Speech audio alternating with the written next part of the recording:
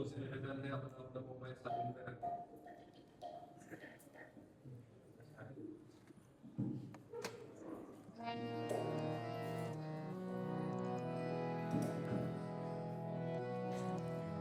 जय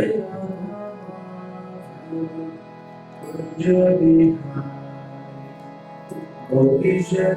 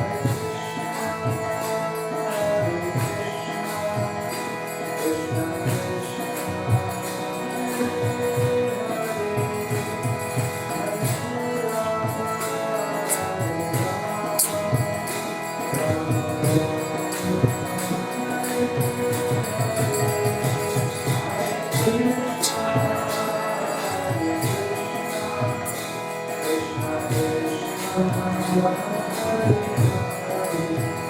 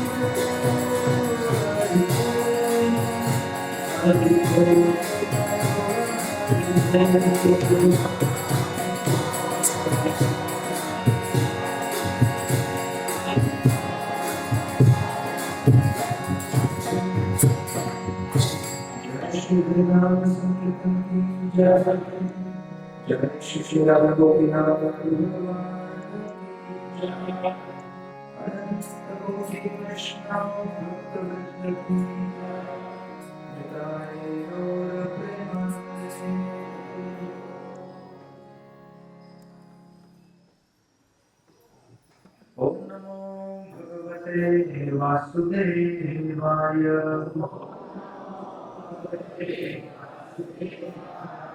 Om Namo Bhagavate Vasudevaya. Om Namo Bhagavate Vasudevaya.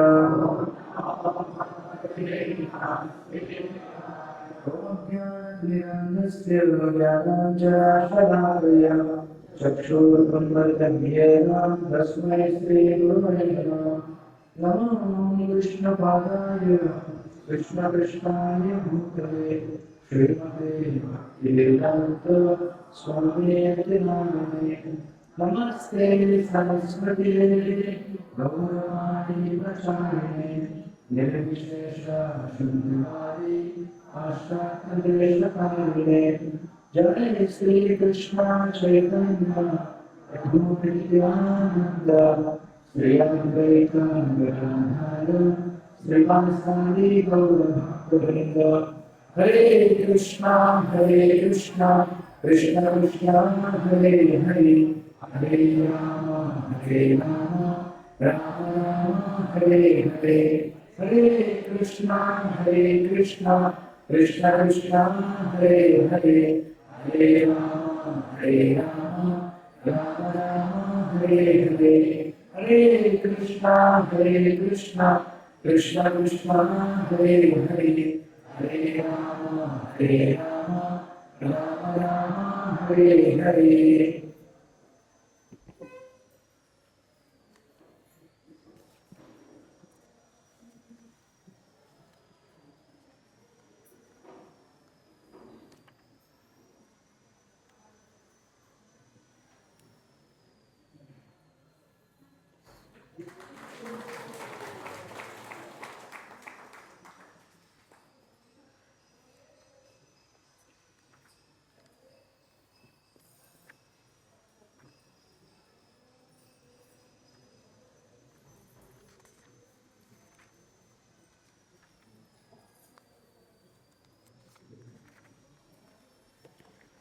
शोषो शब्दधानस्य Vasudev कथारुचि सन्मत्सेवया विप्रा पुण्यतीर्थ निषेवणात्।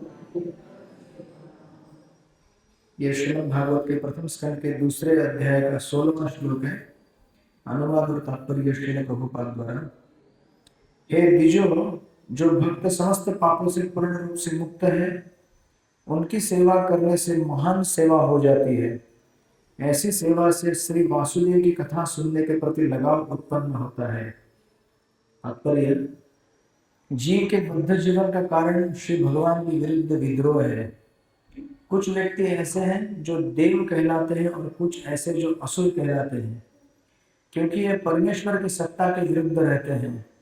श्रीमद् भगवद गीता के 16वें अध्याय में असुरों का विशद वर्णन किया गया है, जिसमें कहा गया है कि उन्हें जन्म जन्मांतर अज्ञान की निम्नतर अवस्थाओं में रखा जाता है, अतः वे निम्न पशु योनियों में गिर जाते हैं, जिससे उन्हें परम सत्य श्री भगवान की कोई जानकारी नहीं रहती। ये असुर श्री भगवान की इच्छा अनुसार उनके मुक्त सेवकों की कृपा से विभिन्न देशों में धीरे धीरे ईश चेतना में परिशोधित किए जाते हैं। ईश्वर के ऐसे भक्त श्री भगवान के अंतरंग पार्षद होते हैं, और जब वे समाज को ईश्वर विहीन होने के खतरे से बचाने हेतु आते हैं, तब वे ईश्वर के शक्तिशाली अवतार, उनके पुत्र, उनके दास या उनके पार्षद कहलाते हैं। किंतु इनमें से कोई भी अपने आप को ईश्वर कहने का अनुचित दावा प्रस्तुत नहीं करता। यह तो असुरों द्वारा घोषित निंदा है, और ऐसे असुरों के दानवी अनुयायी भी इन बहुरूपियों को ईश्वर या उनका अवतार मान लेते हैं। प्रामाणिक शास्त्रों में श्री भगवान के अवतार के विषय में निश्चित जानकारी मिलती है। जब तक प्रामाणिक शास्त्रों से पुष्टि न हो, तब तक किसी को ईश्वर या ईश्वर का अवतार नहीं मानना चाहिए। वास्तव में जो भक्त भगवत धाम जाने के इच्छुक है, उन्हें श्री भगवान के सेवकों का श्री भगवान के समान ही आदर करना चाहिए। श्री भगवान के ऐसे दास महात्मा या तीर्थ कहलाते हैं, और वे विशिष्ट देशकाल के अनुसार उपदेश देते हैं। श्री भगवान के सेवक मनुष्य को भगवत भक्त बनने हेतु प्रेरित करते हैं। वे भगवान कहलाए जाना कभी सहन नहीं कर सकते। यद्यपि श्री चैतन्य महाप्रभु प्रामाणिक शास्त्रों के निर्देशानुसार साक्षात भगवान थे, किंतु उन्होंने एक भक्त का आचरण किया। जो मनुष्य उन्हें ईश्वर रूप में जानते थे, वे उन्हें ईश्वर कहकर पुकारते थे, किंतु तब वे अपने कानों को हाथों से बंद करके भगवान श्री कृष्ण के नाम का उच्चारण करने लगते थे। वे स्वयं को ईश्वर कहलवाने का कड़ा विरोध करते थे, यद्यपि वे निसंदेह साक्षात भगवान थे। श्रीमद् भागवतम हमें उन धूर्तों से आगाह करने हेतु ऐसा आचरण श्री भगवान हमें उन धूर्तों से आगाह करने हेतु ऐसा आचरण करते हैं, जिन्हें अपने आप को ईश्वर कहलवाना अच्छा लगता है। ईश्वर के दास ईश्वरीय चेतना का प्रसार करने हेतु आते हैं। बुद्धिमान मनुष्य को उनके साथ हर प्रकार से सहयोग करना चाहिए।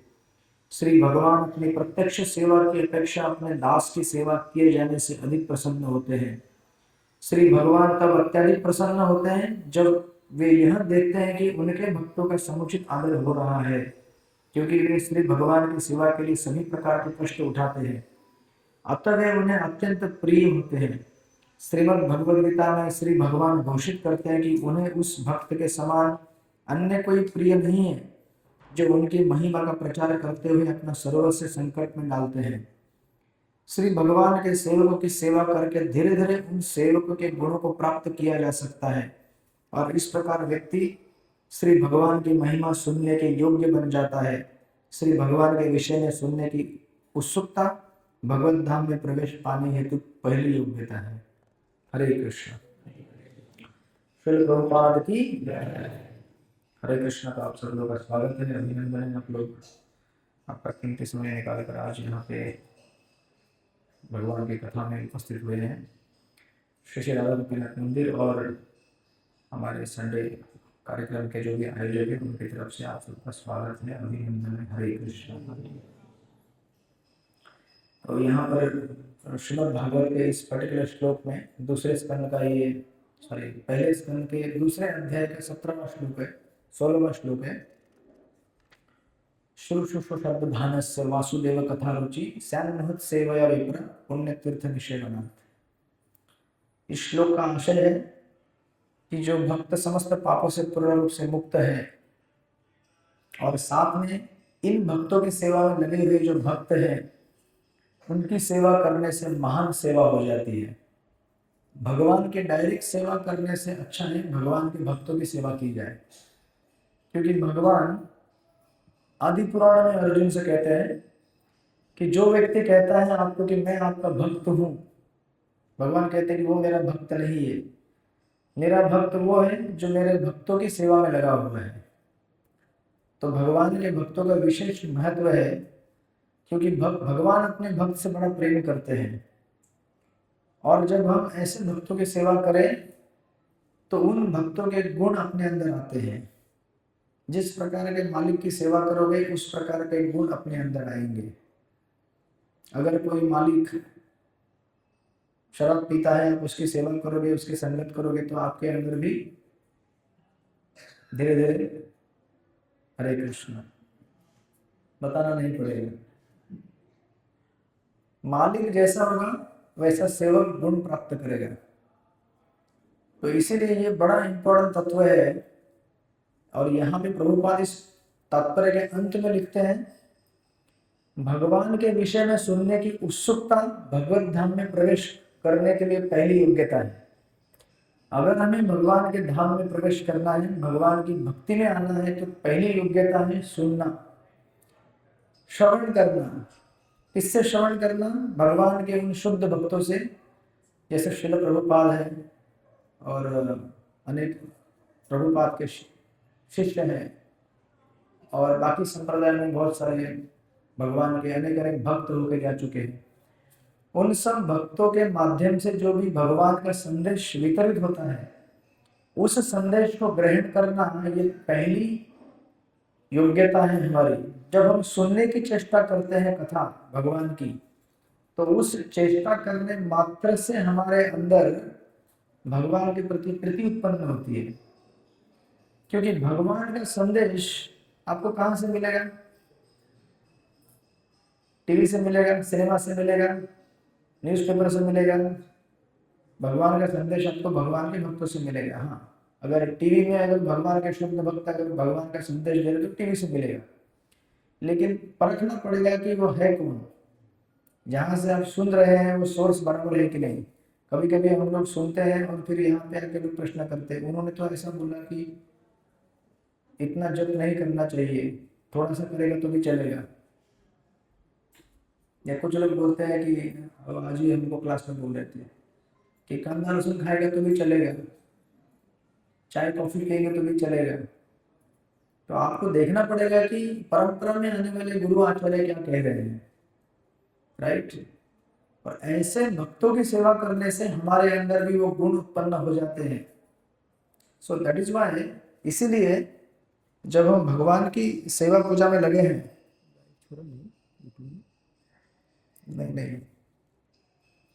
नहीं प्रॉब्लम है कुछ उसमें, इसलिए नहीं, बाद में अपलोड होगा। तो ऐसे भक्तों की सेवा करने से हमारे अंदर सेवा करने की भावना आएगी। शॉर्टकट है स्पिरिचुअल लाइफ का। सबको शॉर्टकट चाहिए ना आजकल, सब लोग शॉर्टकट ढूंढते रहते हैं कि जल्दी से जल्दी कैसे पैसा कमाया जाए, जल्दी से जल्दी कैसे फेम नेम कमाया जाए। तो भक्ति में बढ़ने का भी शॉर्टकट है। ढूंढ के निकालिए आपके आसपास कोई ऐसा भक्त है जो सिंसियर है, प्रामाणिक है, उसकी सेवा में लग जाइए, तो भगवान उससे अति प्रसन्न हो जाते हैं। और पूरा भागवत तो इन्हीं कथाओं से भरा पड़ा हुआ है। जो भगवान के भक्तों की सेवा में लगता है वो भगवान की सेवा से बढ़कर भगवान उसे मानते हैं। और साथ में ऐसे भक्तों की निंदा करना, ऐसे भक्तों के निर्देशों का पालन न करना, ये बहुत बड़ा अपराध बन जाता है भक्ति में। तो जितना शॉर्टकट उतना लॉन्ग कट भी बन जाएगा। तो शॉर्टकट को शॉर्टकट बनाना है तो सिंपल जो इंस्ट्रक्शन हमें प्रभुपाद जी ने दिए हैं, गुरु महाराज ने दिए, उनको फॉलो करो। और अगर उन इंस्ट्रक्शन को फॉलो नहीं करेंगे और अनावश्यक के लड़ाई झगड़े करते बैठेंगे, तो इससे गुरु महाराज प्रसन्न होने वाले हैं क्या? लेकिन हमें लगता है कि मुझसे बढ़कर कोई भक्त है क्या? दूसरा बोलते हैं मुझसे भी बढ़कर कोई भक्त है क्या? चलो दोनों मिलकर लड़ाई झगड़ा करते हैं और सिद्ध करते हैं कि हमसे बढ़कर कोई नहीं है, और इस स्पर्धा में क्या हो जाता है? नुकसान किसका है? हाँ जी, खुद का, मतलब दोनों का नुकसान है, क्योंकि इससे प्रसन्नता नहीं होगी गुरु को, राइट। सो ये तत्व यहाँ पे है। तो हम लोग रामायण में ये कथा प्रसंग देख रहे हैं, जहाँ पे हम लोग पिछली बार भगवान राम के वनवास के और प्रसंग को देख रहे थे। तो अध्याय नंबर 5 हमने पूरा किया था, और अध्याय नंबर 6 अयोध्या कांड में। तो इसके पहले हमने बाल कांड पूरा किया, जिसमें भगवान राम के बाल चरित्र और विश्वामित्र मुनि के सुंदर प्रसंग का वर्णन आता है, किस तरह से विश्वामित्र मुनि एक भक्त के रूप में प्रकट होते हैं अनेक अनेक संघर्षों के तत्पश्चात, और भगवान राम का विवाह सीता के साथ, 4 भाइयों का विवाह हुआ था पहले कांड में। इस अयोध्या कांड में आप देखेंगे भगवान राम और सीता लक्ष्मण, इनका अयोध्या से वनवास, इसका चरित्र बताया गया है। तो 5वें अध्याय समाप्त होने तक हमने देखा था कि किस प्रकार ये तीनों वनवास के लिए निकल पड़े, और 6ठे अध्याय के प्रारंभ में हमने देखा था कि अयोध्या के सारे नागरिक इनके पीछे पीछे जा रहे हैं, ढूंढ रहे हैं, रुकने की कोशिश कर रहे हैं भगवान राम को, लेकिन राम रुकने को तैयार नहीं है, राइट। और यहाँ पे हमने वर्णन देखा था जिस प्रकार भगवान राम अयोध्या से बाहर निकलने की चेष्टा में है, संपूर्ण अयोध्या एक स्मशान भूमि जैसा हो गया। एक घर कब होता है? जब घर में कुछ लोग रहें, लेकिन खाली लोगों के रहने से घर नहीं बनता है। अगर उस घर में आपके प्रिय व्यक्ति चले जाए उस घर से, तो घर घर नहीं रहता। भले घर में सब कुछ हो, घर में अच्छा पेंटिंग किया हो, हरे कृष्ण अच्छा पेंटिंग किया है, लेकिन इस हॉल की शोभा कब तक है? जब तक हॉल में कुछ गतिविधियां होंगी और साथ में वो लोग आपके साथ होंगे जिनसे आपको प्रेम है और जो आपसे प्रेम करते हैं। उनके एब्सेंस में 4 दीवारी का घर घर नहीं बनता। उस घर में वो होने चाहिए जिनसे आपको स्नेह है। इसीलिए घर की परिभाषा देते समय कई बार हमने सुना होगा, एक साधारण झोपड़ी भी महल जैसा होता है अगर उसमें रहने वाले लोग भाईचारे के साथ रहें, और एक महल भी एक जेल के समान बन जाता है अगर उसमें रहने वाले लोग आपस में मिलजुल के नहीं रहते, आपस में लड़ते हैं। तो जब भगवान वनवास के लिए निकल रहे हैं, तो यहाँ पे ये बताया जा रहा है कि Ayodhya was looking like a funeral ground, स्मशान भूमि। और अयोध्या के नागरिक कैसे लग रहे हैं? भूत जैसे। हरे कृष्ण। भूत क्यों? शरीर से अगर प्राण निकल जाए, खास करके शरीर निकल जाए, तो खाली आत्मा मन बुद्धि रह जाए तो उसको भूत कहते हैं। और अयोध्या वासियों का प्राण कौन है? सीता राम निकल गए, तो फिर शरीर भूत जैसा हो जाएगा, जो वर्णन हमने देखा था। तो जब भगवान जा रहे हैं और बहुत सारे जो वहाँ पे नागरिक हैं उनको रोकने की चेष्टा करते हैं, तो भगवान राम उनके सामने रोक के उनको बोलते हैं, देखो अगर आप मुझसे सचमुच प्रेम करते हैं तो आप 2 चीजों को पालन करने का कोशिश कीजिए, राइट। अगर आपको सचमुच मुझसे प्रेम है तो आपका मेरे प्रति प्रेम 2 चीजों से दिखेगा।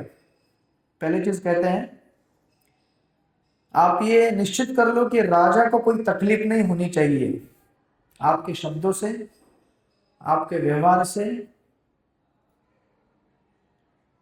आपकी क्रियाओं से। राजा मतलब कौन? राम किसको बोल रहे हैं राजा? अभी फिलहाल तो दशरथ महाराज ही है ना, भरत का अभी कोरोनेशन हुआ नहीं है, राज्याभिषेक नहीं हुआ है। तो बेसिकली कह रहे हैं दशरथ के लिए कि देखो राजा को कोई तकलीफ नहीं होनी चाहिए, पहली बात। और दूसरी चीज कहते हैं, आप भरत में उतना ही श्रद्धा और प्रेम विश्वास दिखाइए जितना श्रद्धा प्रेम विश्वास आपने मुझ पे दिखाया है। हरे कृष्णा। सबसे टफ चीज, अगर समझो आपको कोई रिप्लेस कर दे सेवा से, समझो आपको किसी ने रिप्लेस कर दिया, तो आप जिसने आपको रिप्लेस किया है उसके लिए ये शब्द बोलना कि मुझसे बेहतर सेवा कर सकते हैं ये, मुझसे बेहतर ये इनका सेवा आपको मिलेगा। तो राम का मैग्नेनिमिटी कितना सोचिएगा। ये नहीं सोच रहे कि अरे राज्य से निकाल दिया भरत ने, मेरे को वनवास करा दिया, घर से बाहर फेंक दिया।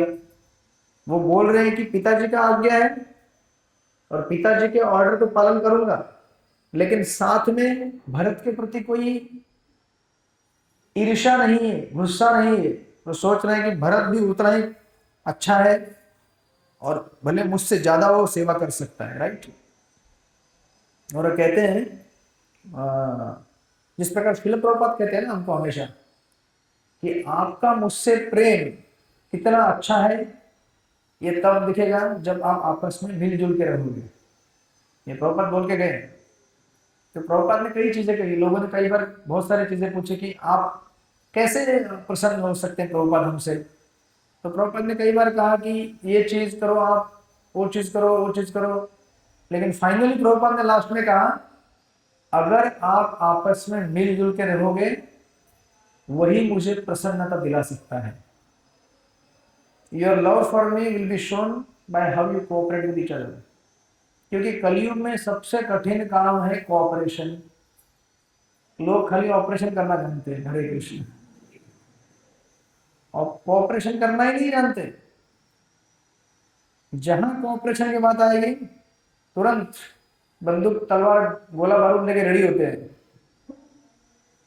इस कठिन कार्य को जो व्यक्ति पूरा कर सकता है वो असली शक्तिशाली व्यक्ति है इस युग में। क्योंकि सबसे पहले कलयुग का काम है आपस में लड़ाई झगड़ा करना। आज तक जितने भी एम्पायर्स, जितने भी संस्थाएं जो एक टाइम में दुनिया की सबसे शक्तिशाली संस्थाओं में गिनी जाती थी, या फिर बड़े बड़े महल परिवार, सब कुछ तबाह इसी कारण की वजह से हुए हैं, आपस में भाईचारा ना होना, कोऑपरेशन ना होना। इतिहास अगर आप खंगाल के निकालेंगे तो इतने सारे उदाहरण मिलेंगे आपको। शुरुआत यहां से होती है, राइट। इसीलिए कोऑपरेशन सबसे इंपॉर्टेंट है हमारे लिए। और प्रभुपाद तो हमको बोल के गए आप अगर आपस में कोऑपरेट करोगे तो ही मैं समझूंगा कि आप मुझसे प्रेम करते हो, है ना। सोचो ना, जैसे अगर कोई व्यक्ति घर में अगर 4 बच्चे हैं और माता पिता बोले बच्चों को कि आप लोग प्रेम से रहो, लेकिन बच्चे बोलेंगे हाँ रहेंगे ना हम लोग प्रेम से, और आपस में मारा मारी करें, तो माता पिता को अच्छा लगेगा? लगेगा क्या? वही तो कर रहे हैं हम लोग। हरे कृष्ण।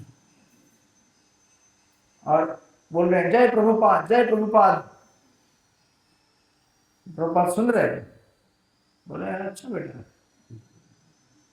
इधर आके मेरे सामने जय प्रभुपाद करता है और फिर उधर जाके दूसरे डिवोटी को डिशुम डिशुम, उसको पीटता है, मारता है, पीछे से गाली देता है। इस तरह से प्रभुपाद प्रसन्न होने वाले नहीं है। ये एक सिंपल सूत्र है ये। अब हर कोई बोलेगा कि मैं बड़ा हूं, वो बोलेगा मैं बड़ा हूं, मैं बड़ा हूं, तो ऐसे कितने बड़ा होते जाएंगे हम लोग। वो बड़ा होगा, फिर आप बड़े होंगे, वो फूलेगा, आप फूलेंगे। वो मालूम है ना मेंढक की स्टोरी? मेंढक की स्टोरी मालूम है? हाँ जी। अरे मेंढक की स्टोरी कितनी बार सुनाई आप लोगों को? मालूम है? आप लोगों को मालूम है? आज कोई सोना नहीं चाहिए इसलिए उधर से वो ड्रिलिंग मशीन घुमा रहे हैं। कोई सोना चाहे तो भी मशीन उसको जगा देगी।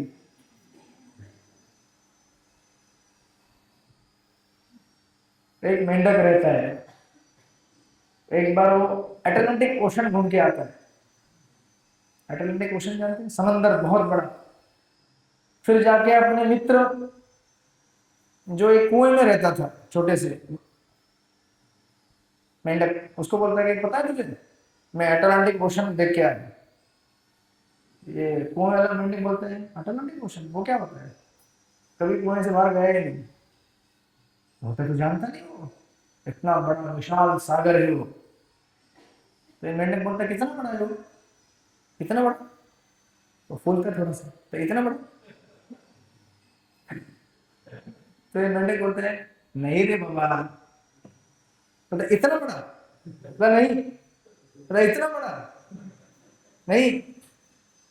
अब मेंढक कितना फूलेगा जी, जो अपनी पूरी कैपेसिटी लगाता है और बलून के जैसा फूलता है, बोलता है इतना बड़ा है, बोलता है। अब एक मेंढक फूले तो समंदर के सामने उसकी कोई तुलना है क्या, लेकिन ये बोलता है नहीं मैं दिखाऊंगा कितना बड़ा होता है, ऐसे फूलते फूलते फूलते फट जाता है, फुट। हरे कृष्ण। तो कुछ चीजें ऐसी होती है जिनकी जानकारी हम जितनी मिले उतनी ही सुखी रहिए, आवश्यकता से ज्यादा जानने की चेष्टा मत कीजिए, नहीं तो फट जाओगे। हमें जितना चाहिए समझने के लिए उतना काफी है, राइट। तो अगर भक्त आपस में स्पर्धा करने लगे, मैं बड़ा, मैं बड़ा, मैं बड़ा, पूरा दिन उनका इसी में चला जाता है, मैं बड़ा, मैं बड़ा, मैं बड़ा। फिर आखिर वो बकरी बन जाते हैं, मैं। अगला जन्म बकरी का होगा, हम लोग बकरी बनने के लिए आए यहाँ पे, हाँ? नहीं ना। तो फिर हमें क्या करना चाहिए, हरे कृष्णा कृष्ण कृष्ण हरे हरे, हरे राम राम राम हरे हरे। ये बोलने की वजह से जब राम ने ये बोला कि भरत के ऊपर मुझसे ज्यादा विश्वास रखो, तो अयोध्या के नागरिकों को लगा अब तो इनको इतना ज्यादा लगेगा कि यही राजा बनने के काबिल है। जो अपने आप को काबिल नहीं समझता है वही काबिल होता है, जो अपने आप को समझता है कि मैं बहुत क्वालिफाइड हूं वो सबसे ज्यादा अनक्वालिफाइड रहता है। ये समझो कि मैं क्वालिफाइड नहीं हूं, और समझने के लिए नहीं, सचमुच क्वालिफाइड नहीं है हम लोग, कोई सेवा करने के योग्य है ही नहीं हम लोग।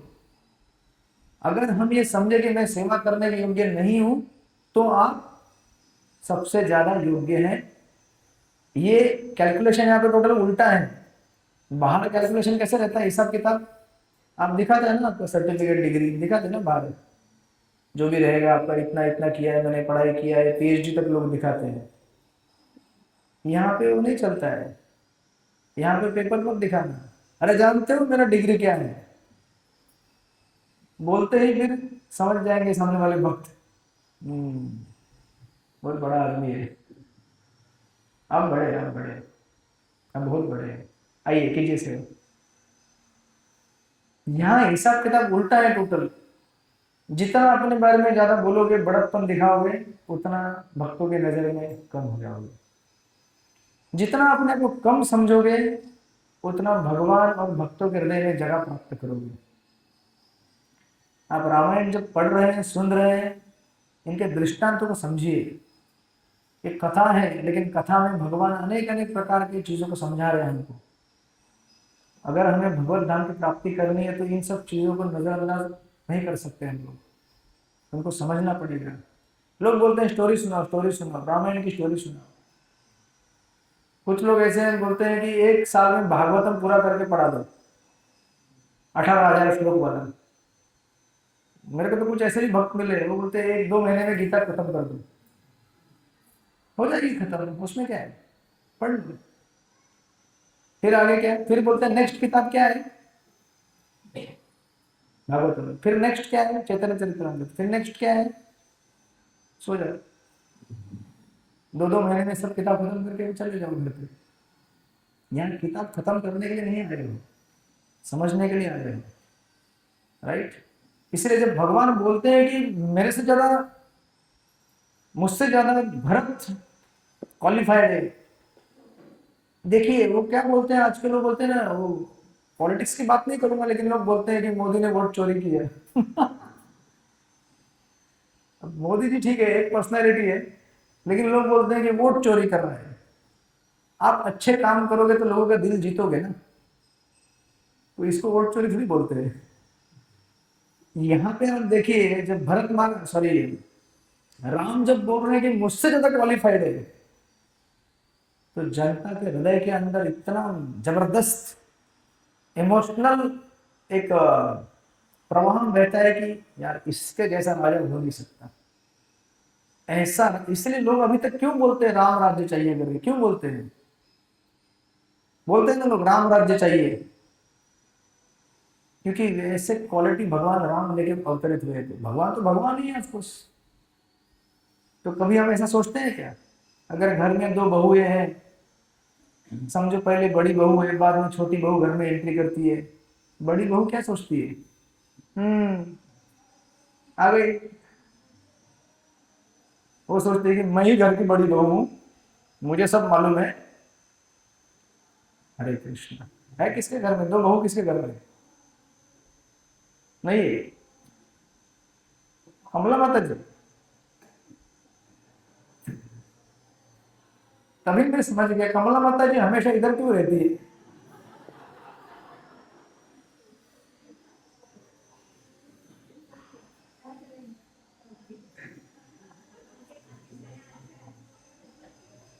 हरे कृष्ण।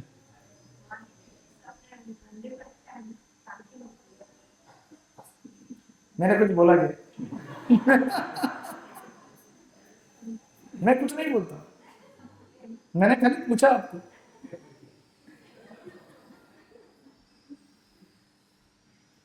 होता है कि नहीं ऐसा?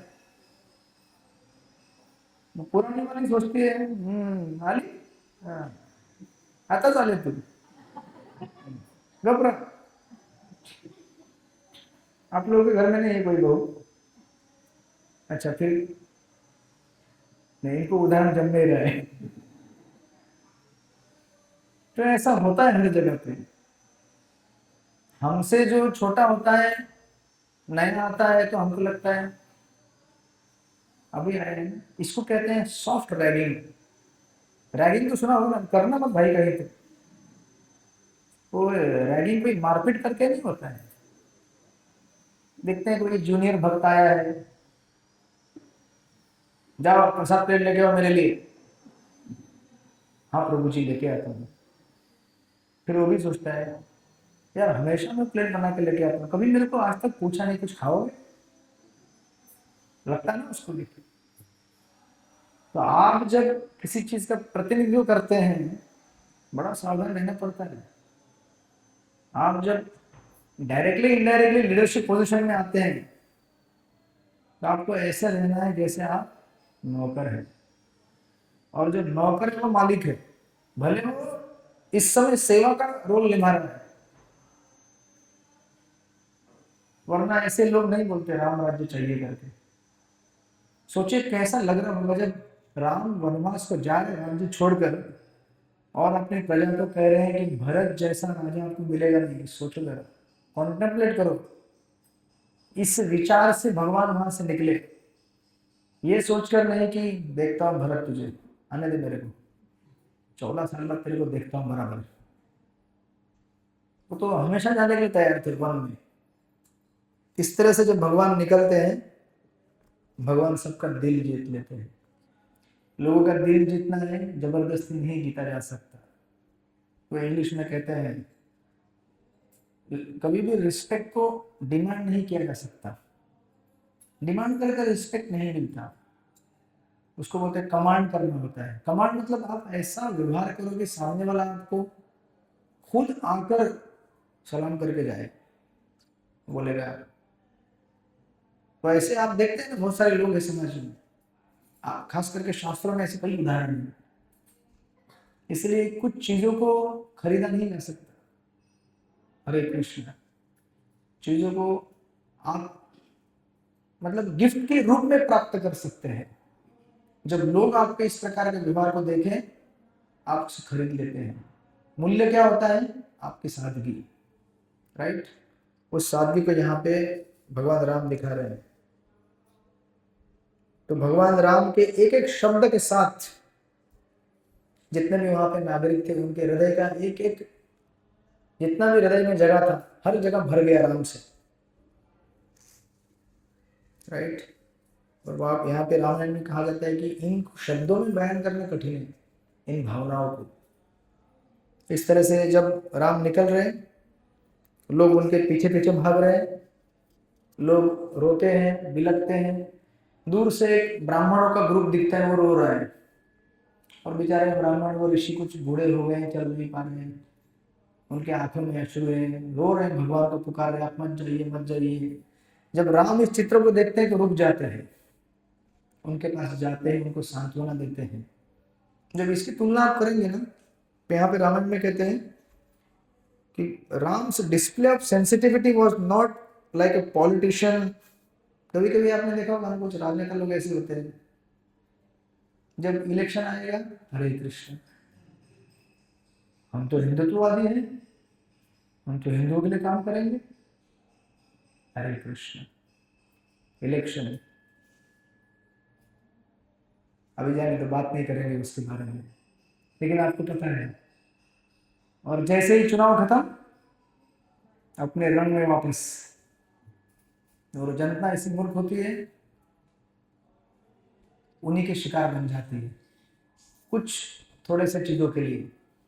हमें याद रखना चाहिए कि हमें ऐसे लोग चाहिए हमारे साथ जो हमारा ख्याल सदा सर्वदा रखे, एक दिन के लिए, 2 दिन के लिए नहीं, राइट। आप जब कोई रिश्ता बनाते तो कितनी बार सोचते हैं, कितना चेकिंग करते हैं, लेकिन बहुत कम लोग हैं जो व्यक्ति के हृदय को चेक करते हैं। आजकल कितना चेकिंग होता है शादी करने के पहले, हाँ जी। कुंवारे लोग किधर है, हाथ ऊपर कर रहे, तो बाल ब्रह्मचारी कई करने वाले शादी, हरे कृष्ण बोल रहे भगवान से शादी करना हो जाएगा, हो जाएगा, चिंता मत करो। सब लोग आशीर्वाद दो भाई, बोलो हरि बोल, कल्याण हो जाए इनका। तो लोग बहुत कुछ चेक करते हैं, पैसा कितना है, प्रॉपर्टी कितना है, लेकिन बहुत कम लोग होते हैं। आजकल दुनिया इतनी सुपरफिशियल हो गई है कि वो देखते हैं कैसा दिखता है वो थोड़ा ऐसे दिखता है, ऐसा दिखता है। अरे उसके ऐसे ऐसे दिखने से ज्यादा ये देखो कि कैसा व्यवहार है उसका, राइट। और इसीलिए तो मुश्किलात है ना, इसलिए समस्याएं हैं। तो भगवान का इस तरह से उनको मिलना है, ये किसी पॉलिटिशियन के थोड़ा ऐसे नहीं दिखाने के लिए, अरे रुको मैं तुमसे बहुत प्रेम करता हूँ, कि एक्चुअली भगवान के अंदर उतना करुणा है। तो कुछ समय जब आगे चलते हैं उनसे मिलने के बाद, तो भगवान के शरीर के ऊपर गरम गरम पानी के ड्रॉप गिरते हैं, गर्म पानी के ड्रॉप गिरते हैं, ऊपर देखते हैं तो पेड़ के ऊपर से पंछी के आंखों से अश्रु गिर के उनके कंधे पे गिर रहे हैं। अयोध्या के पंछी वो भी रो रहे हैं, और गरम गरम अश्रु भगवान के शरीर पर टपक रहे हैं। जब भगवान देखते हैं, सोचो मतलब क्या प्रेम रहेगा। अयोध्या का एक एक व्यक्ति, पशु पक्षी पेड़ पौधे, इंसान छोड़ दीजिए, पंछी रो रहे हैं और अश्रु बहा रहे हैं, राइट। भगवान उनको देखकर वो भी रोना चालू करते हैं। इस इतना प्रेम कहाँ कैसे मिलेगा, राइट। तो ये सब घूम रहे वहां से, और भगवान राम आगे निकल रहे हैं, सब देखते हुए भी। ऐसे चलते चलते वो लोग पर जब शहर से निकलते हैं, लोग भी उनके पीछे पीछे हैं। कुछ अंतर जाने के बाद, चलने के बाद, शहर से दूर नदी आती है, तमसा नदी। तमसा नदी के पास जाते ही संध्या का समय हो गया है।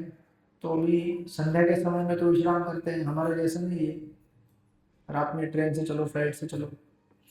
तो वो लोग सोचते हैं कि इस संध्याकालीन समय में इस तमसा नदी के तट पर विश्राम किया जाए आज।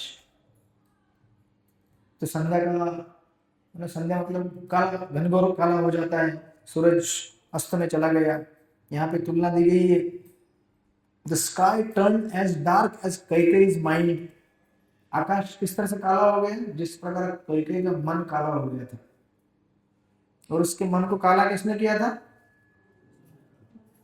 जी है ना, आप लोग रामायण में है ना, बने रहिए, रामनवमी आ रही है अभी 27 तारीख को,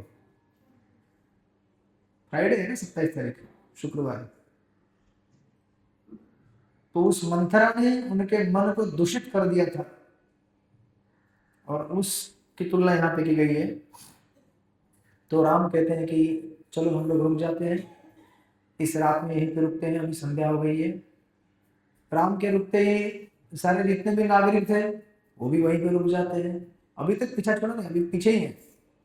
तो घोड़ों को रथ से निकाल के उनको विश्राम करने के लिए निकाल दिया जाता है, और सारे नागरिक कहाँ कहाँ पे बैठे हैं, यहाँ पे वर्णन आता है, जहां देखो हर जगह अयोध्या के नागरिक दिख रहे थे चारों तरफ। तो वर्णन है यहाँ पे, कुछ लोग नदी के तट पर, कुछ लोग नदी के जो घाट रहते हैं बने हुए उसके ऊपर, कुछ लोग गार्डन में, कुछ लोग पेड़ के नीचे, कुछ लोग पेड़ के ऊपर भी। पूरा भरा हुआ है क्योंकि पूरा अयोध्या खाली हो गया। और उस समय भगवान राम को कुछ साधुओं का आवाज सुनाई देता है। साधु लोग जो उस तमसा नदी के तीर किनारे पर बैठने वाले साधु होते हैं, वो साधु भगवान की तरफ आते हैं और भगवान का अभिवादन करते हैं।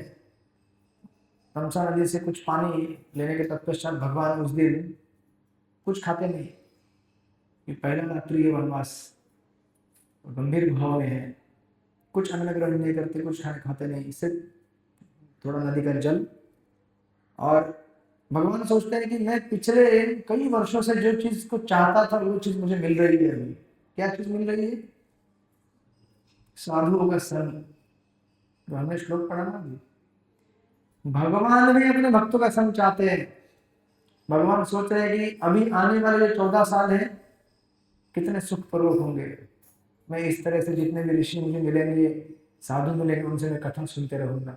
और वास्तव में भगवान उस समय उस रात को वहां बैठ के जितने भी ऋषि हैं उनसे कथा सुनते हैं, भागवत पुराण सुनते हैं। तो यहाँ पे वर्णन दिया गया है कि जब भी हम पुस्तकों को अध्ययन करते हैं, पुस्तकों को पढ़ते, तो हमें क्या मिलता है? ज्ञान मिलता है, राइट। तो इंग्लिश में उसको कहते हैं नॉलेज। लेकिन कहते हैं कि जब हम साधु महात्मा को सुनते हैं तो हमें विजडम मिलता है। विजडम, विजडम मतलब क्या? हिंदी में क्या कहते हैं इसको? बुद्धि एक्चुअली। तो ज्ञान और बुद्धि में क्या अंतर है? ज्ञान मतलब थियोरेटिकल, लेकिन विजडम मतलब प्रैक्टिकल। उसको प्रैक्टिस में कैसे लाने का, इसको कहते हैं विजडम। जब ऑफकोर्स प्रभुपाद की पुस्तकें दोनों से भरी हुई हैं, ज्ञान और विजडम दोनों से। और इन्हीं पुस्तकों को जब हम अपने गुरु महाराज से सुनते हैं, वरिष्ठ वैष्णव से सुनते हैं, न केवल हमें ज्ञान मिलता है बल्कि हमें विजडम भी मिलता है। विजडम मतलब प्रैक्टिकली उसको कैसे अप्लाई करना है लाइफ में। इसलिए साधु संतों से सुनना बड़ा आवश्यक है। जो चीजें बहुत कठिन है समझने के लिए, वो आसान हो जाती है अगर हम उनको किसी साक्षात्कारी महात्मा से सुने तो, राइट। तो भगवान सुनते हैं, उनको बड़ा अच्छा लगता है। वन की पहली रात है और सीताराम सुमंत्र, अभी वहां पे सीन कैसा देखिए, एक तरफ सुमंत्र है, रथ को खोल दिया है, घोड़े विश्राम कर रहे हैं, सारे नागरिक को भी धीरे धीरे पेड़ के नीचे थक गए बेचारे, दिन भर चलते चलते वो लोग विश्राम करना चालू करते हैं। सीताराम एक जगह पे बैठे हैं, तुरंत लक्ष्मण उनके लिए एक आसन बनाते हैं, उधर जो भी घास फूस था उसका। और राम कहते हैं आकाश की तरफ देखते हुए, ये हमारा पहला रात है आज वन में।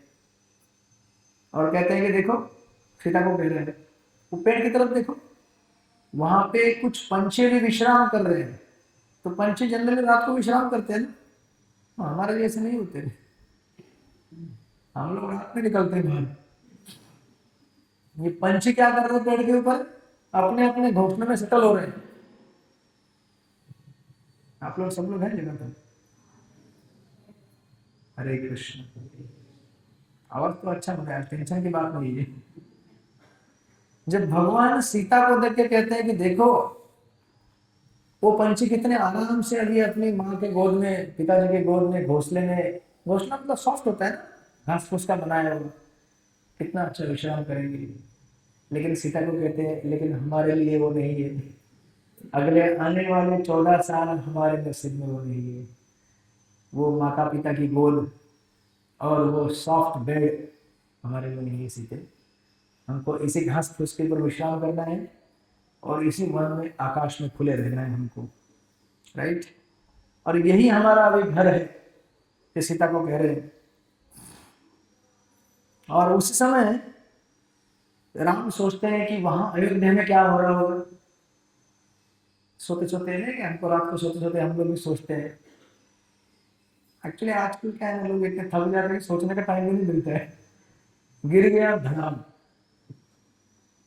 हाँ, जिसको मतलब चैंटिंग वेटिंग अच्छे से होगा ठीक से सोता है। जिसका चैंटिंग नहीं हुआ है वो सोचते रहते हैं चैंटिंग कब पूरा होगा। 11 बज गए, 8 माला, हरे कृष्ण। तो भगवान राम सोए हैं और सोचते हैं कि अयोध्या में क्या हो गया है, और विचार कर रहे हैं कि कहीं मेरे माता पिता रो रो के अंधे ना हो जाए। उनके आंखों से इतना अश्रु निकल रहा होगा, मुझे चिंता है उनकी। और लक्ष्मण की तरफ देख के कह रहे हैं कि लक्ष्मण, आपने मेरे साथ आकर बहुत बड़ा उपकार किया मेरे ऊपर। आप जब मेरे साथ हैं तो मुझे पूर्ण विश्वास है कि ये अयोध्या के बाहर जो 14 साल बीतने वाले हैं वो बड़े अच्छे से और बड़े सुखपूर्वक बीतेंगे कि आप मेरे साथ हैं। अब यहाँ से चालू होता है बहुत सुंदर प्रसंग। टाइम कितना हो गया अजी? 8 है। बड़ा सुंदर प्रसंग है, बड़ा ध्यान से सुनिएगा। बोले आवाज आ रही है, सुनते रहिए। लक्ष्मण उस दिन जब ये सो गए दोनों, लक्ष्मण देखते हैं कि अयोध्या के सारे नागरिक जो भी वहां पे आए थे सो गए, थक गए ना बेचारे दिन भर चल चल के। और जब उन्होंने देखा सीता की तरफ, राम की तरफ, दोनों भी विश्राम कर रहे। सीता तो पहले ही हरि बोल, बेचारे कहाँ चलने का आदत है वन में, महल से बाहर नहीं निकलती थी वो, तो बेचारी सबसे पहले वही सो जाती थकावट की वजह से। उसी समय लक्ष्मण सुमंत्र को देखते हैं।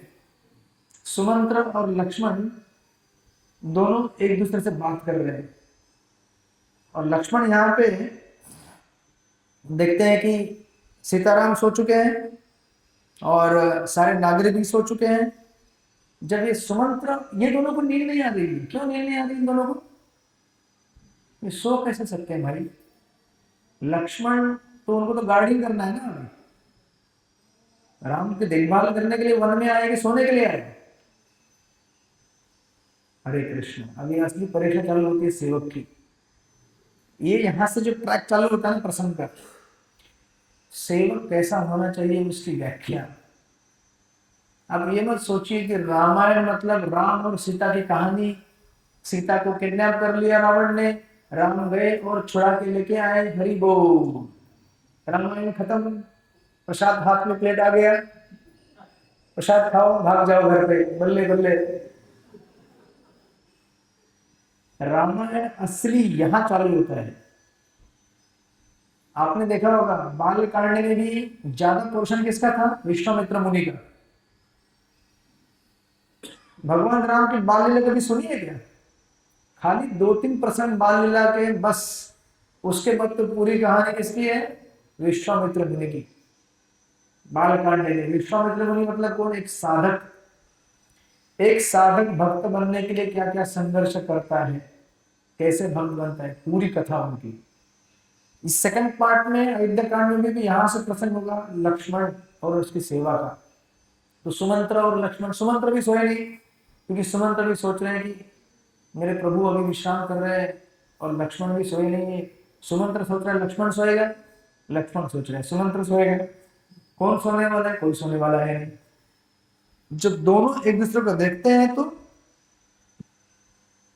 लक्ष्मण एक्चुअली भगवान को गुणगान करना चालू करते हैं कि प्रभु राम कितने महान है, कितने उदार हैं, उनका हृदय कितना विशाल है। कितने संकट आए लेकिन सब संकटों को अपने ऊपर लेके सामने वाले व्यक्ति को आनंद देते जा रहे हैं। एक परिभाषा आनंद की ये होती है, हम सारे कष्ट सहें और सामने वाले को कष्ट ना होने दे। इससे कितना प्रेम है ये समझ में आता है। प्रेम का टेस्टिंग कब होता है? जब लेबोरेटरी में घुसो। लेबोरेटरी क्या होती है? हरे कृष्णा। लोग पहले बोलते हैं बहुत प्रेम है आपको हमसे, हमें भी बहुत प्रेम है, हम आपके बगैर नहीं जी सकते, मर जाएंगे, मिट जाएंगे। गाने हैं बॉलीवुड के। अरे मिट जाओ, मर जाओ, लेकिन किसमें? सेवा में। सेवा में मिट जाओ, सेवा में मर जाओ। मर जाओ मतलब इतना सेवा करो, इतना सेवा करो कि सेवा करके ऐसा थक गए हो कि गिरते ही ध्यान, मतलब रात को ज्यादा सोचने का टाइम ही नहीं है कुछ, राइट?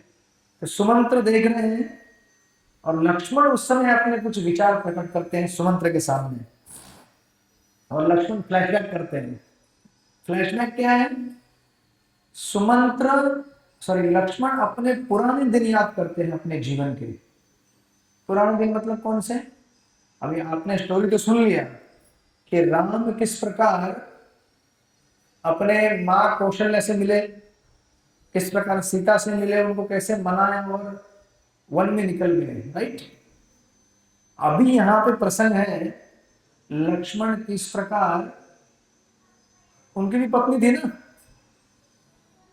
क्या नाम था उसका? उर्मिला। उनकी भी माता थी, क्या नाम था? सुमित्रा। लक्ष्मण शत्रुघ्न, राइट? सुमित्रा के दो पुत्र, दो अनमोल रतन, एक तो निकल गया वन में, एक अयोध्या में है। लक्ष्मण फ्लैशबैक करते हैं और उस दिन को याद करते हैं जिस दिन ये जब वन में निकले थे राम और सीता। उस दिन लक्ष्मण सोच रहे हैं, जब उन्होंने बोला ना राम को कि मैं भी साथ में आता, मुझे भी साथ में जाना है, उस समय राम सोच रहे, लक्ष्मण सोच रहे थे कि मैंने वचन तो दे दिया, जाना तो है मुझे वन में, लेकिन माँ को कैसे मनाओ भाई? परमिशन किससे मिलना चाहिए? राम से तो परमिशन मिल गया, दशरथ महाराज से भी परमिशन मिल गया, लेकिन माता को पूछा ही नहीं है। तो उनके फ्लैशबैक करते हैं और सोच रहे हैं, ये मतलब सोच रहे हैं उस समय के प्रसंग का, जब वो माँ से मिलने गए थे वनवास आने के पहले। सोच रहे हैं कि कहीं माँ मेरे को रोक तो नहीं देगी, अपने प्रेम के पाश में बांध कर मुझे। प्रेम का पाश जानते हैं? हरे कृष्ण। जब मैं आश्रम भर्ती होने आया था ना, हरे कृष्ण, तो मेरी माँ तब तक चैंटिंग में नहीं करती थी सब कुछ। तब जब एक प्रोग्राम में गया था मैं वहां बोरीवली, सॉरी कहाँ पे गया था उस समय, वहां पे प्रोग्राम होते थे न्यू बॉम्बे खारघर वंशीधर टोल के इधर। तो कुछ तो प्रोग्राम था डीटी वेलकमिंग का, तो मैं भी गया था। तब मैं आई थिंक रीटीए में था। रीटीए जानते हैं ना आप लोग, ये ट्रेनिंग होता है आश्रम भर्ती होने के पहले। तो उसने ज्वाइन नहीं किया था, गया था मैं, वहाँ भी आई थी, सब कुछ आए थे, कांग्रेगेशन था हमारा, तो बैठा था मैं। हरे कृष्ण। प्रेम क्या होता है? प्रेम का पाश। तो मैं सत्संग में बैठा था, माँ भी बैठी थी, उधर डीटी का अलग चालू था। हरे कृष्ण। वो तो रोना चालू कर दिया, झरझर झरझर आंसू झड़े आंखों से। मैं बोला क्या हुआ? बोले कुछ नहीं हुआ। फिर कुछ भक्त उनसे बात कर रहे थे, तो मेरे को टॉन्ट मार रहे थे। टॉन्ट मतलब समझते हैं ना, टोना। क्या होता है कि वो बोल रहे थे किसी को, दूसरे भक्त को, क्या होता है कि अब जब बच्चे छोटे होते हैं तो वो अपनी माँ के साथ घोंसले में रहते हैं, माँ उनको खिलाती पिलाती है, बड़ा करती है। बच्चे जब बड़े हो जाते हैं तो घोंसले से उड़ के चले जाते हैं। तो मैं बैठा था साइड, मेरे को सुना रहे थे, बोला लगता है अभी आज हरे कृष्ण। तो मैंने ज़्यादा ध्यान नहीं दिया, बोला ठीक है, रिलैक्स, कूल डाउन। फिर बाद में घर पे मिलने गया था, तभी भी रोना धोना चालू था। जैसे आपको पता नहीं रहेगा, आप में से किसी का अगर कोई डिफेंस में है क्या, आर्मी मिलिट्री नेवी में कहीं पे नहीं, तो आपको अनुभव लेना रहेगा। जिनके लोग जो आर्मी में भर्ती होते हैं या सेना में रहते हैं, वो जब घर से निकलते हैं, हरे कृष्ण, बड़ा कठिन प्रसंग होता है। अब सेवा भी करनी है देश के लिए, ऐसा नहीं कि नौकरी के लिए करते हैं लोग सब कुछ। नौकरी तो यहाँ भी किया जा सकता है, लेकिन देश के लिए प्रेम भी रहता है, तो वो जाने नहीं देते, वो रोते हैं। लेकिन उस रोने में एक्चुअली प्रेम भी रहता है। ऐसा नहीं कि आपको जानबूझ के रोकना चाहते, लेकिन प्रेम रहता है, राइट। तो उनको बोला मैंने कि आप रहो शांति से, भगवान आपको अच्छा करेंगे सब। तो फिर बहुत सारा चीज़ बोला उन्होंने, ऐसा होगा, ये होगा, वो होगा, क्या होगा। अरे मैंने बोला कुछ नहीं होगा, सब ठीक होगा। और जहाँ तक मैं देखता हूँ पिछले कई वर्षों को अगर देखूंगा, तो मुझे नहीं लगता कि जितना ख्याल मैं खुद रख सकता था घर में रहकर, उससे कई गुना ज्यादा अच्छा ख्याल भगवान ने रख दिया। मुझे मुड़ के देखना भी नहीं पड़ा कि क्या कमी हुई है, क्या कमी नहीं हुई है।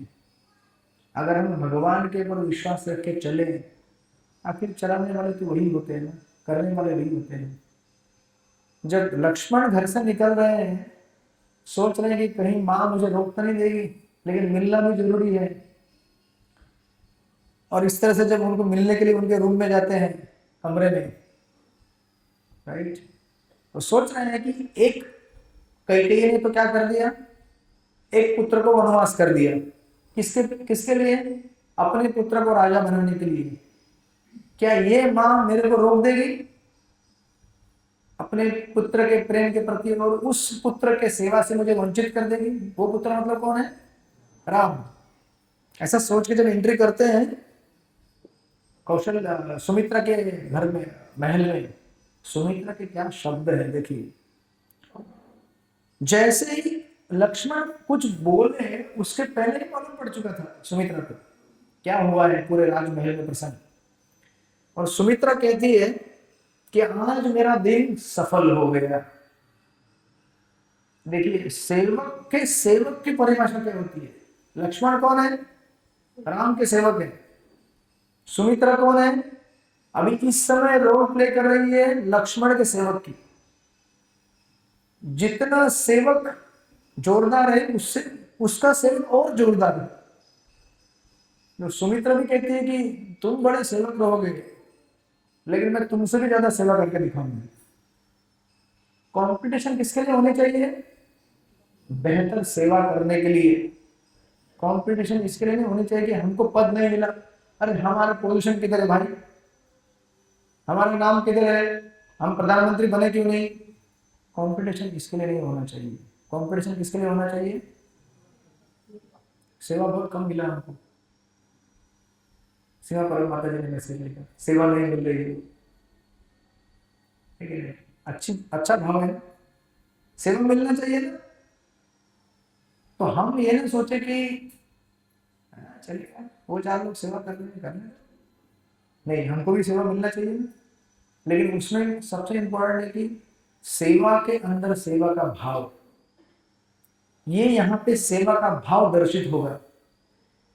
लक्ष्मण के बोलने के पहले ही सुमित्रा बोलती है, मेरा आज जीवन सफल हो गया। जिस दिन मैंने वो, मालूम है आपको कैसे जन्म हुआ था 4 भाइयों का, मालूम है कि ना, याद है कि नहीं?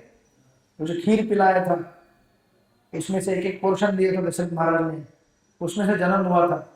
तो कह रहे हैं कि वो दिन मेरा सफल हुआ जिस दिन मैंने वो सेलेस्टियल खीर खाया था। ऐसे पुत्र को प्राप्त करके, रत्न को प्राप्त करके मेरा जीवन धन्य हो गया। और कहती है मेरे दोनों पुत्र, 2 पुत्र कौन है? और शत्रुघ्न। कहती है मेरे दोनों पुत्र ने ऐसा सेवा का धन प्राप्त किया है। और क्या धन प्राप्त है उनको? कहते कि शत्रुघ्न जो है वो किसकी सेवा करेगा? भरत की सेवा करेगा, राज्य में रह के। सोचो, क्या मतलब चेतना है। ये नहीं सोच रहे कि अरे भरत राजा बन गया तो फिर कैकेयी ने इतना कांड करके उसको राजा बनाया, मैं भी देखती हूँ ना, अभी मैं भी बनाऊंगी मेरे पुत्र को राजा। कोई कंपटीशन नहीं, भरत बन गया भरत बन गया, राम बन गए राम बन गए, मेरा पुत्र तो केवल सेवक है। तो कह रही है शत्रुघ्न भरत की सेवा करेगा और लक्ष्मण किसकी सेवा करेगा, राम की। और एक सुंदर गोल्डन स्टेटमेंट कहती है, you are born to rule the kingdom of service. आप ऐसे राज्य की सेवा करने के लिए जन्म लिए हो, उस राज्य का नाम क्या है, सेवा।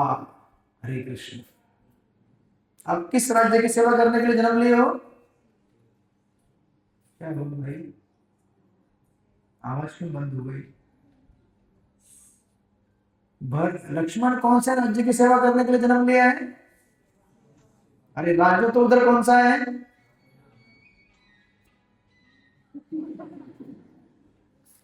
बेल बजा दे लगता है, टाइम हो गया लगता है। प्रश्न भूख लग गई है।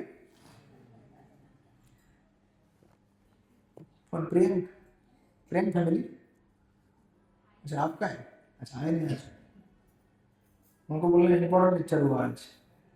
हाँ प्रेम को मैंने देखा था सेवा करते समय यात्रा में, तो जब हम अहोबिलम जा रहे थे ना, तो वो हम लोग ऊपर जब जा रहे थे, वो अपने ऊपर के अपर अहोबिलम, तो वो पानी का इतना बड़ा डंपर लेके आ रहा था, डंपर मालूम है क्या आपको, इतना बड़ा डंपर। मैं बोला ये किसके लिए, बोलते भक्तों को प्यास लगेगा तो। हाँ नींबू शरबत था क्या वो, अच्छा सेवा में भी सेवा, मुझे लगा पानी था। मैं देख के आश्चर्यचकित हो गया, बोला इतना भारी वजन लेके कहाँ जा रहा है ये। हम लोग अपना एक बॉटल भी कैरी नहीं कर रहे थे, ये सोचकर कि बहुत भारी है। ये प्रसंग और एक दूसरा प्रसंग, जब हम लोग ट्रेन में थे, पता नहीं वहां कौन था उस दिन, मुझे याद नहीं है। रिटर्न होते समय ट्रेन में हम लोग थे, ये दोनों थे वहां पे एक सीट में, और उधर एक सीट के नीचे, मैं एक ऊपर सीट में था, एक नीचे सीट में थे, दो भाग हमारे, क्या नाम है, नाम भूल गया मैं दोनों का, दोनों माता जी, दोनों अरेसी, इधर अरेसी, उधर देखा उधर भी अरेसी, दोनों साइड में अरेसी अरेसी। और एक माता जी तो पूरी बीमार थी, बुखार आ गया था उसको, क्या हो गया मौसी, टिकट खत्म हो गया क्या, फोन आ गया, अयोध्या से फोन आया। मौसी बेचारी, सोचो क्या प्रेरणा मिलनी चाहिए हमको इस उम्र में, घर से अकेले आते कथा सुनने के लिए, बोलो हरि बोल। मौसी का आशीर्वाद बने रहे हमारे ऊपर, एक से एक धुरंधर है यहाँ पे। उदाहरण प्रस्तुत करना है तो देखो उदाहरण कैसा होना चाहिए, है कि नहीं आशीष प्रभु, आशीष प्रभु दीवार से ऐसे देख रहे हैं, पिलर के पीछे से, हमारे सेवक है आशीष प्रभु, सब हॉल का बुकिंग वही करते हैं। हरे कृष्ण। तो क्या बोलना तुमने, हाँ ट्रेन। तो फिर मैंने बोला उनको, अभी मैं बोला अभी कैसे करेंगे, तो हमारे बाकी भक्त भी थे, वो बोले कि हम कुछ एडजस्टमेंट करते हैं, सो देखेंगे क्या होता है। फिर मैं गया था उनके पास पूछने के लिए, वो अभी वो बीमार है, उसको बुखार आया है और वो सोई है वहाँ पे, अभी उसको आधा सीट में सोई है, दूसरी आधा सीट में सोई है बताइए। तो कुछ भक्त बोले मेरे को कि सीट का कुछ करते हैं, मैं बोला ठीक है सो जाओ। मैंने कुछ इधर उधर देखा नहीं, फिर मैं इनके पास गया, प्रिया के पास, मैं बोला आज तो थोड़ा सा कुछ करना पड़ेगा अपने को। एक झटके में बोला वो, बोला नहीं हम दोनों सो जाएंगे ना एक सीट पे, पति पत्नी। तो ट्रेन की सीट कितना रहता है मालूम है क्या, दोनों एडजस्ट हो गए उधर, और एक पूरा सेट दे दिया उसको। हरि बोल। देखिए आप प्रवचन सुनते हैं, लेकिन उसका प्रैक्टिकल करने का मौका आपको हर घड़ी हर क्षण मिलता है। गाना सुना है ना, हर घड़ी बीत रही है जिंदगी ना,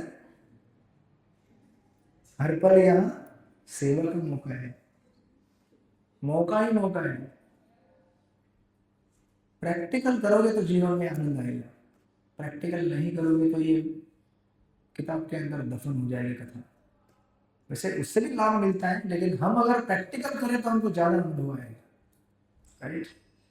उसीलिए सुमित्रा कहते हैं कि पुत्र तेरा जन्म हुआ है ऐसे राज्य को राज्य करने के लिए जिस राज्य का नाम है सेवा। आपके चेहरे में मुस्कान नहीं आ रही? डर लग रहा है क्या? भाई ऐसा राज्य तो हमको नहीं चाहिए था, हमको तो आलीशान महल चाहिए, अयोध्या चाहिए। अरे जो कार्य अयोध्या में रह के नहीं किया जा सकता वो कार्य लक्ष्मण वन में जाके कर रहे हैं। और वो ऐसा राज्य है जिस राज्य के लिए कोई प्रतिस्पर्धी नहीं। समझ रहे हैं आप लोग? वो ऐसा राज्य है जिसमें कोई कंपटीशन नहीं है। कोई कंपटीशन है? No competition. इसीलिए सुमित्रा का नाम सुनहरे अक्षर में लिखा गया है रामायण में। क्या बलिदान हो सकता है? क्या जरूरत था लक्ष्मण को जाने का? और गया तो गया, नौकर बनकर रहेगा और 14 साल तक सोएंगे नहीं। देखना अभी आगे आएगा प्रसंग, वो रोना मत, रोना मत। और रोने वाले प्रसंग आएंगे आगे। तो कहती है you are born to rule the kingdom of service. Lakshman आप ऐसे राज गद्दी पे आसीन हो रहे हो जिसके ऊपर से आपको कोई गिरा नहीं सकता, कोई हिला नहीं सकता। समझे? सेवा ऐसी चीज होती है जिसके मालिक आप स्वयं हैं। उस गद्दी के लिए कोई कंपटीशन नहीं है। सेवा मतलब सेवा भाव बोल रहा हूं मैं। सेवा मतलब एक पोजीशन नहीं। एक सेवक का अगर भाव हम ले ले तो उस भाव को कोई आपसे चुरा नहीं सकता। एक ऐसा भाव जिस भाव से आपको असीमित तृप्ति प्राप्त होगी। आपका हृदय हमेशा के लिए इतना प्रेम से भर जाएगा कि फिर आपको और किसी तथाकथित प्रेम की आवश्यकता नहीं पड़ेगी। सेवा का जो धन है खाली भाग्यशाली लोगों को मिलता है। समझे कि नहीं? और इसलिए वो कहती है कि आज से तुम्हारे, अब तो राजा है तो प्रजा भी चाहिए ना, बराबर है कि नहीं? बिना प्रजा के राजा कैसे हो सकती है? बोलते आज से तुम्हारी प्रजा है, तुम्हारी इंद्रिय, तुम्हारी इच्छा है और तुम्हारा मन, ये तुम्हारी प्रजा है। इस प्रजा का ठीक से इस्तेमाल करो और राजा की सेवा करो, मालिक की सेवा करो। मालिक कौन है? तो इस तरह से बड़ा ही सुंदर प्रसंग है ये सुमित्रा के उस बलिदान को याद कर रहे हैं लक्ष्मण। उस रात को तमसा नदी के तीर पर विचार कर रहे हैं, ये सुमंत्र को कह रहे हैं और सुमंत्र सुन रहे हैं। और सुमंत्र सोच रहे हैं कैसा फैमिली है यार, हर कोई बलिदान देने के लिए तैयार है। हर कोई बोलता है नहीं नहीं आप ये प्रसाद आप लो, वो बोलते नहीं नहीं आप लो, वो बोलता है आप लो। हरे कृष्ण। प्रसाद का प्लेट अगर एक ही बच जाए लास्ट में और 5 भक्तों, तो क्या होना चाहिए? उस प्लेट को ऐसे ही रखना चाहिए नहीं? वो बोलेगा नहीं आप लो, वो बोलेगा नहीं आप लो, आप लो, आप लो। जब ये होगा उस दिन राम राज्य की स्थापना हो जाएगी। अभी क्या हो रहा है? वो देखता है ऐसे एक प्लेट बचा है, बोलता नहीं, मन के अंदर रहता है एक प्लेट बचा है, ठीक है ले लो। तो बेचारा उत्साह से नहीं बोलता है, बोलता है लेक्चर में बोला है तो अभी बोलना पड़ेगा। तो कुछ लोग तो बोलते भी नहीं है, बोलते खत्म हो गया, खत्म हो गया, हाँ खत्म हो गया, खत्म हो गया। तो कुछ लोग बोलते हैं तो भी बड़ा बोझिल हृदय के साथ, ऐसा लगता है कि उनके हृदय के ऊपर 20 किलो का पत्थर रख दिए। क्या बोलूं, ले लो। हरे कृष्ण। तब हमारी परीक्षा होती है। इसलिए हम जो भी पढ़ रहे हैं, सुन रहे हैं, अगर आपको भक्ति का रस प्राप्त करना है ना तो उसको प्रैक्टिकल करो। बिना प्रैक्टिकल करे आपको भक्ति का आस्वादन नहीं मिलेगा। ठीक है? अगले हफ्ते जरूर आइएगा, डर मत जाना। अरे बाप रे, अब तो ये लोग हमको पूरा चलो अगले हफ्ते गौर पूर्णिमा है क्या? सेवा ही सेवा का मौका है। अब तो प्रैक्टिकल पूरा हो जाएगा लगता है। और हमको 10 भक्तों की जरूरत है रात को 11 बजे। 10 भक्त जो हॉल को वाइंड अप कर सके। और जो प्रसाद किधर जमुना माता जी किधर है? अच्छा प्रसाद लाने के लिए अभी से चले गई नहीं है इधर। तो माता जी के घर से जो प्रसाद के डब्बे आएंगे वो लास्ट में जब बचते हैं उनको धो धा के गाड़ी में बिठाना उनको घर तक पहुंचाना बड़ा इंपॉर्टेंट सेवा है। और ये सेवा जो करेगा ना उसको पूरा महाप्रभु का आशीर्वाद मिलेगा। कितने लोग? 10। हरी बोल। तो 10 लोग रात को प्रकट हो जाना है। कभी भी सोचना कि सेवा के ऊपर लेक्चर आज ही कैसे हो गया। ये तो महाप्रभु की योजना थी। हरे कृष्ण। ठीक है अगले हफ्ते हम लोग मिलेंगे और उसके अगले हफ्ते हम लोग फिर रामायण की कथा के लिए वापस आएंगे। इससे भी और बड़े सुंदर सुंदर चरित्र आगे आएंगे रामायण के। हरे कृष्ण। श्रील प्रभुपाद की। उसको दूर कीजिए ऐसा कीजिए ना दूर कीजिए दूर करेंगे ना। आप आगे आइए आप आगे आइए। नहीं तो ये ले लीजिए मतलब ये ले लीजिए ये ले लो यहाँ से।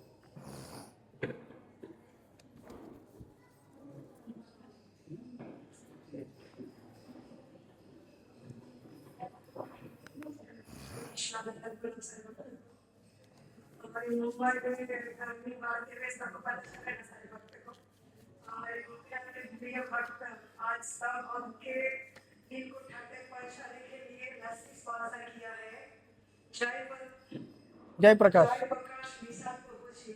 अब सब प्लीज अपना ठंडा दिल को लेके केवल हरि बोल बोलिए उनके लिए। हरि बोल हरि बोल हरि बोल। उनका भक्ति और आगे जाए और पूरा जीवन भक्तिमय हो तो आप सब पाते रहिए। और बहुत